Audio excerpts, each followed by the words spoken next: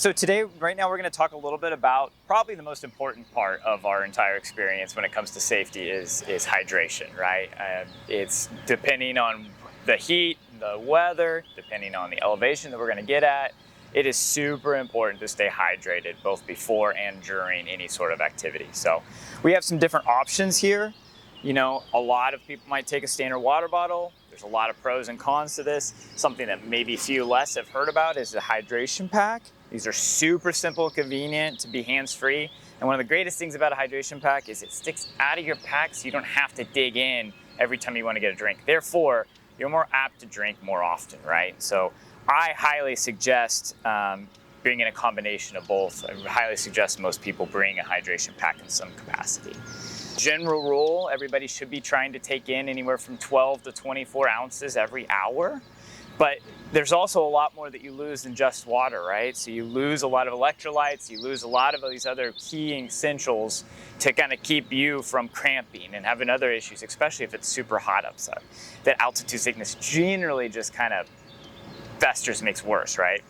Things like simple Gatorade Propel, we'll talk about nutrition here in a little bit, but simple things such as just a little bit of electrolyte packets so you could add either before or during the actual hike is going to be super beneficial. So I highly suggest most of you guys bring some sort of supplement, right?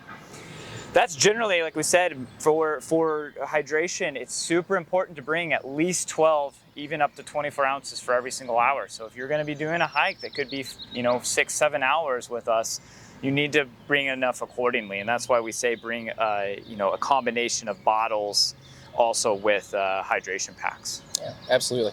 Yeah, and just frequency.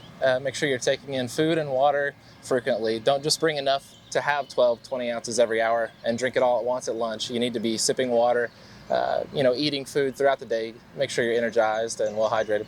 Yeah, if you feel dehydrated, that means it's too late. You need to be hydrated before and during enough so you never actually feel dehydrated in any capacity. Absolutely. Yeah, so to talk a little bit about nutrition, a few basic things on the trail that are worth having. You want something that's a quick energy source, something like these shot blocks, a lot of sugar in these, not a whole lot of fat or protein. This is mostly simple sugar, simple carbs. Something like a Cliff Bar that has a little bit of protein in it, a little bit of fat. That's a little more of sustaining nutrition. So bring something along the lines of both.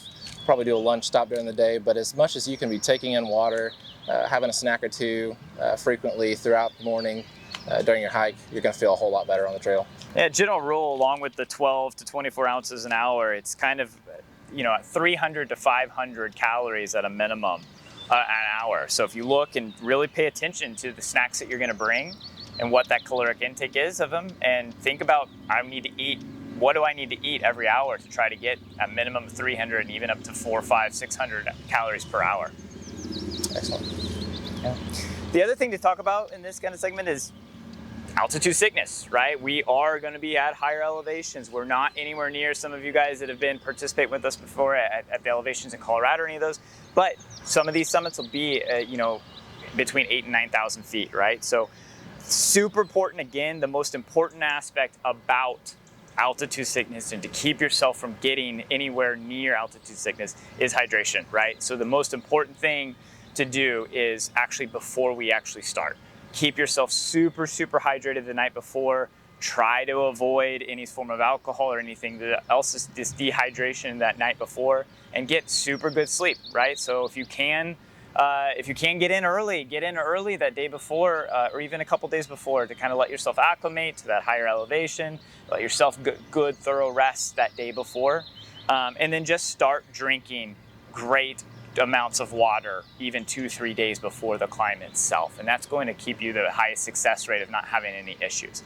If you do have problems on the hike, right, with altitude, it's going to feel a lot like a flu symptom. It's going to feel probably a little bit of a headache. You're going to start maybe potentially have a little bit of cramping. You're going to just have sort of a discomfort that kind of feels like it might be the flu itself.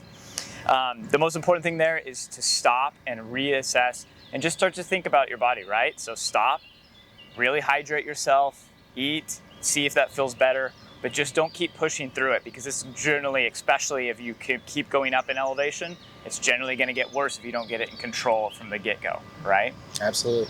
Yeah, you guys are hiking for a great cause. This isn't a race. This is going to be a fun hike with great communication, great community.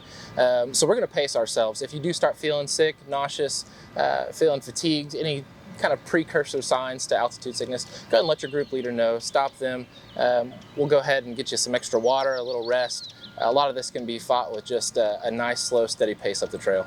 Yeah, and it's not worth it, right? If for some reason you stop and you put a lot of ounces of fluids, you put a lot of snacks in your body, and you just don't feel better, it might be time to just stop there or to come down. And we're going to have options to do that. It is just not worth it. Altitudes of sickness and that high elevation affects people so differently, right? So sometimes it has nothing to do with how you could have prepared. It's just the way that it's affecting your body that day. So all in all, it's just not worth taking any sort of risks. If you're feeling super uncomfortable, just go down and enjoy the rest of the experience with everybody. Absolutely.